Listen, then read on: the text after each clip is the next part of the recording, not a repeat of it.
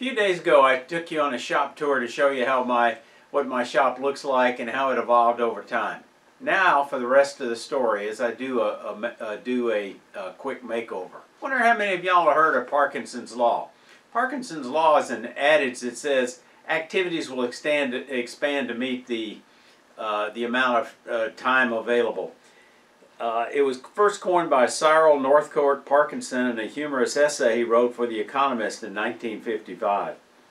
He shares a story of a woman whose only task in a day is to send a postcard, a task which might take us 3 minutes. A busy person, maybe 3 minutes. But the woman spends an hour finding the card, another half hour looking for her glasses, 90 minutes writing the card, 20 minutes deciding whether or not to take an umbrella along with her walk to the mailbox, and on until her day is filled. Now, I think I can extend this adage to what I might call Peace's corollary to Parkinson's Law. My corollary is that the contents of your shop are going to expand to meet the available space. Last week I showed you how my shop evolved over time to where it is now. I applied what I learned in the Army, that is, continuous improvement of position, or as my wife might say, continue to feather your nest. Like all y'all, I'm getting older, and I had some back issues requiring surgery that's affected my balance, and it's caused me to be a little more careful in moving around my shop.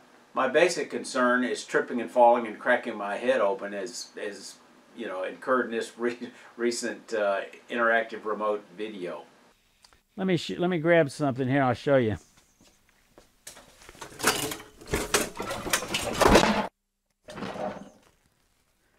I'm all right.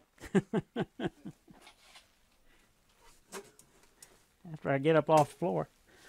I got too much stuff in my shop. I'm tripping over stuff. So I see two issues. The first one is I've become a victim of Peace's corollary to Parkinson's Law, and I've allowed too much stuff to slip into my shop, making it rather crowded, cluttered, and adding to trip hazard. Secondly, I need to improve my shop layout so I've got more space where I actually need it. So with my first issue of too much stuff making my shop overly crowded, I did sell some general woodworking tools that were just not getting enough use to justify the space they were taking up. I sold my chop saw and stand, I sold my jointer, and I sold my planer. That was a start. Next is wood clutter. What to do, what to do. You know, I think we've all got that problem of getting too much wood. I've always cut spindle stock when making bowl blanks, and I do a lot of smaller spindle projects, so I've accumulated wood, unfortunately or fortunately, faster than I can use it.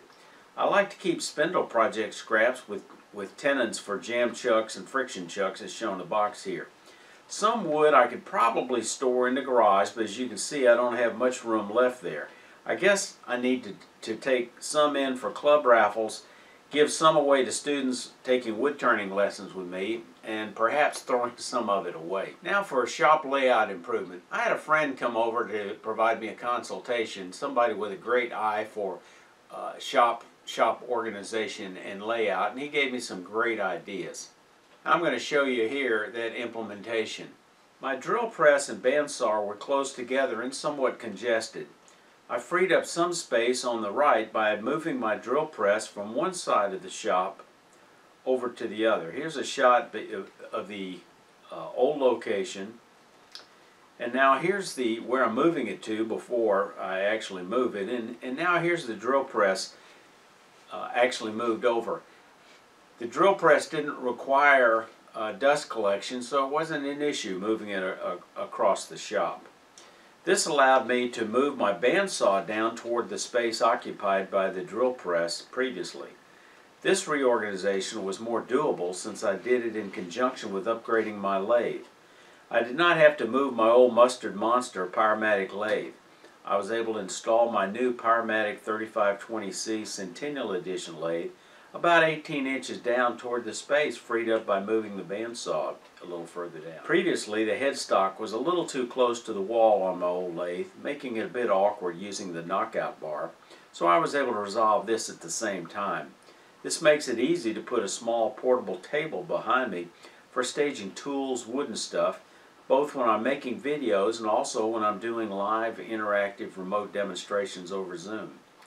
This was a challenge before, as there was little room behind the lathe between me and the green screen and the shower curtain to contain shavings, and it was a trip hazard. My table saw is on a caster system, so it moves easily. My friend suggested I could easily move it against the wall when I'm not using it.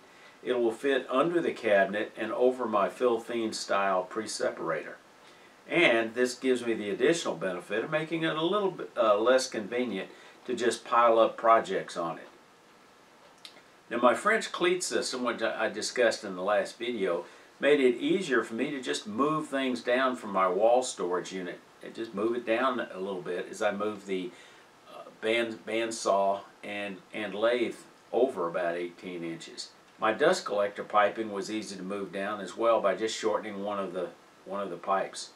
I still have some cleanup to do, but my shop is less congested, safe for me to move around, and I have more usable space where I actually need it. I hope this has inspired you to look at your shop with a fresh set of eyes and perhaps make it even more functional. Y'all stay safe. Come on back here.